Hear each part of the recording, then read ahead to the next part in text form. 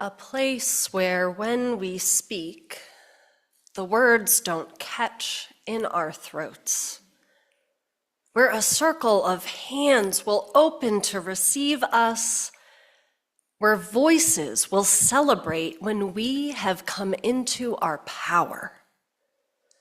A circle of healing, of friends, a place where we can be free.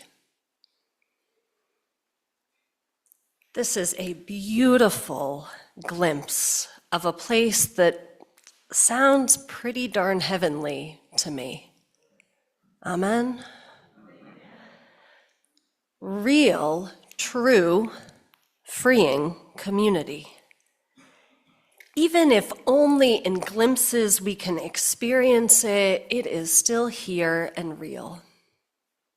I have experienced this, and I have experienced it here.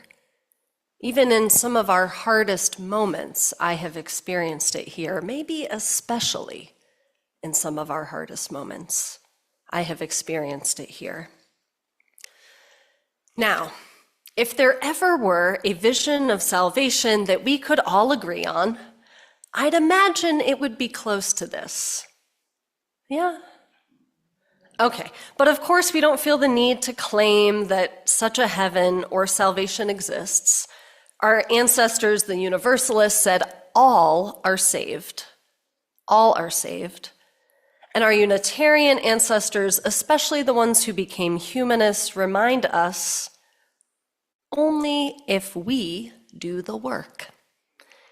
Each of us and all of us, our hope is reliant on this.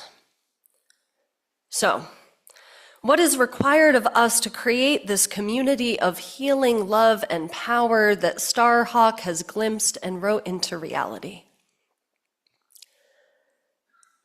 We must be able to see and be with one another fully, which we can't do if we cannot be and see ourselves fully.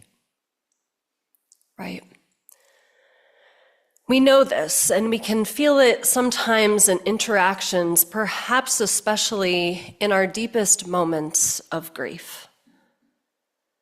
That sometimes someone can't be with us fully where we are because they can't be with that same thing fully with themselves.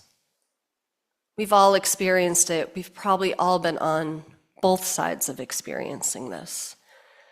We need to be able to be honest about other hard, difficult, painful realities in our own selves and lives in order to be comfortable being with that in others. Here is a truth. These next 4 years will be hard.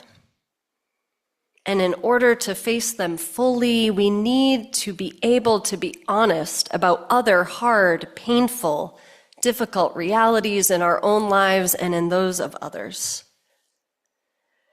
Another truth, these are truths you already know, but it's my job to say the things that we know sometimes. Another truth is that the last, now nearly 5 years, have been really hard. COVID shifted our world in March of 2020. It's wild, 2020, almost 5 years. And this fellowship has had a hard time. You just had your minister depart in hard and painful ways before a global pandemic. This congregation and this world, we are still processing and reworking what our world is now and how this time has affected us. We all are still grieving the world we thought we knew and the people we lost to it. And now, here we are finding ourselves once again grieving for our world that is still on fire.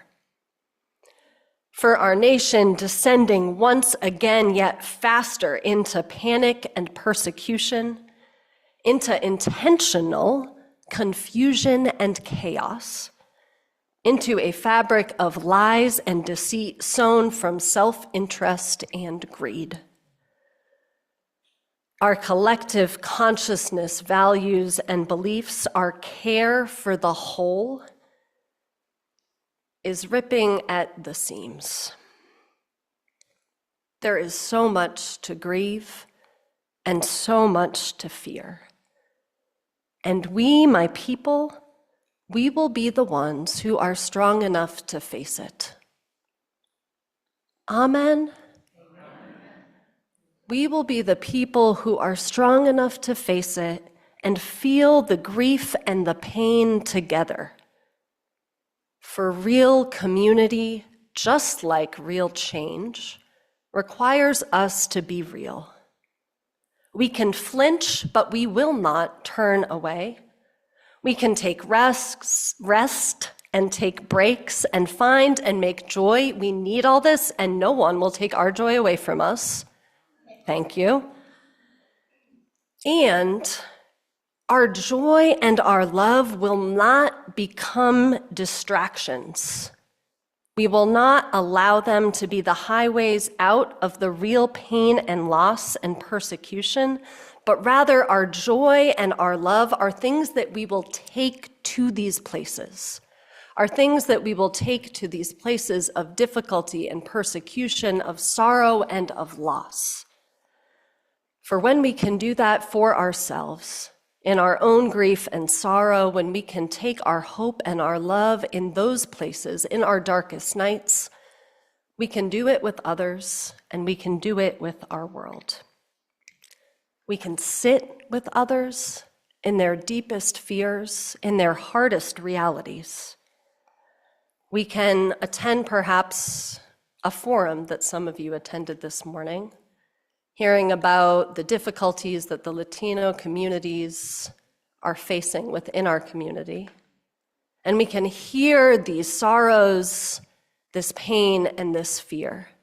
And we can be present with it and be in partnership with it and respond when those who we are forming relationships tell us that they need us now. When we are able to sit with the pain ourselves, we can go to a community organizing meeting with the Industrial Areas Foundation and listen to congregations who are very different than ours, to people who are facing different issues than we are. And we can fully hear these problems and just sit with them, because we are able to sit with our own pain too. The same is true for the people who come to our clothes closet or the woman involved in the Flourish program that we provide food for. When we are able to be with the depths of our own selves, we will be invited into the depths of those who we meet along our journey. When we are comfortable with our own realities, we can be comfortable hearing the realities of others too. And we can find some amount of comfortability, difficult though it may be, in our world.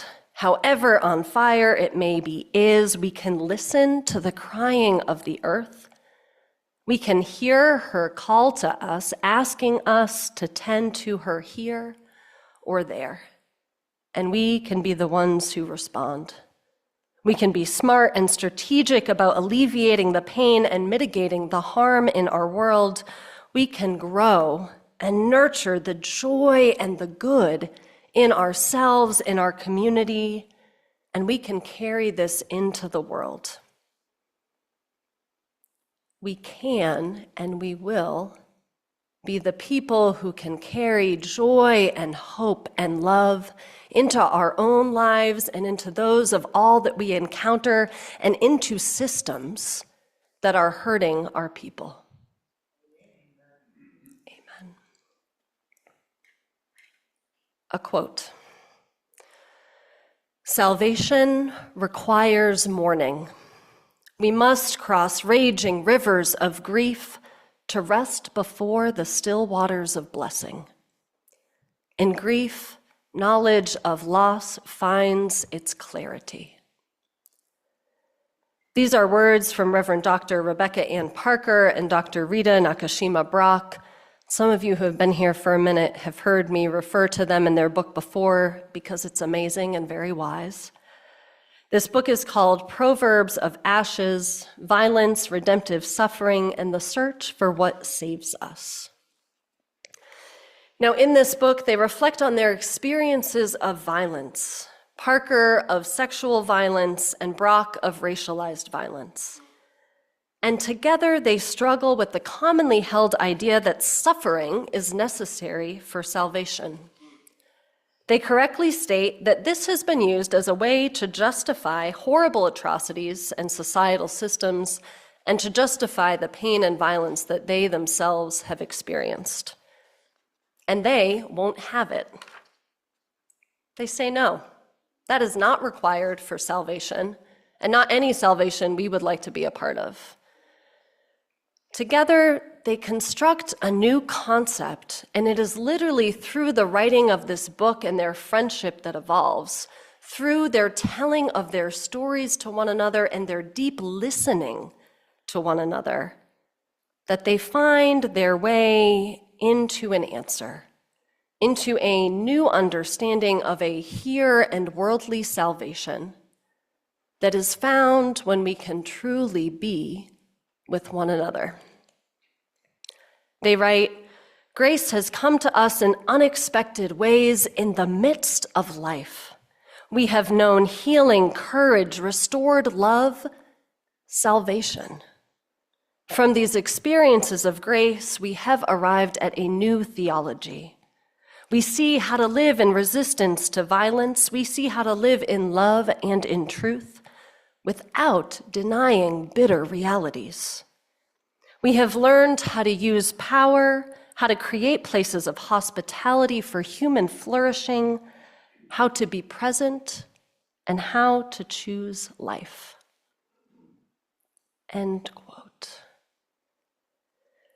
They found amidst their own pain how to choose life by tending to their own selves, by being honest about the horrors they experienced, and by being steady witness to one another and to others, by being real and fully present with themselves and with our world. They found that when this could happen, a circle of hands opened to embrace them, that when they spoke, the words no longer clenched in their throats. They found that then they were home, that then they were powerful, that then they were free.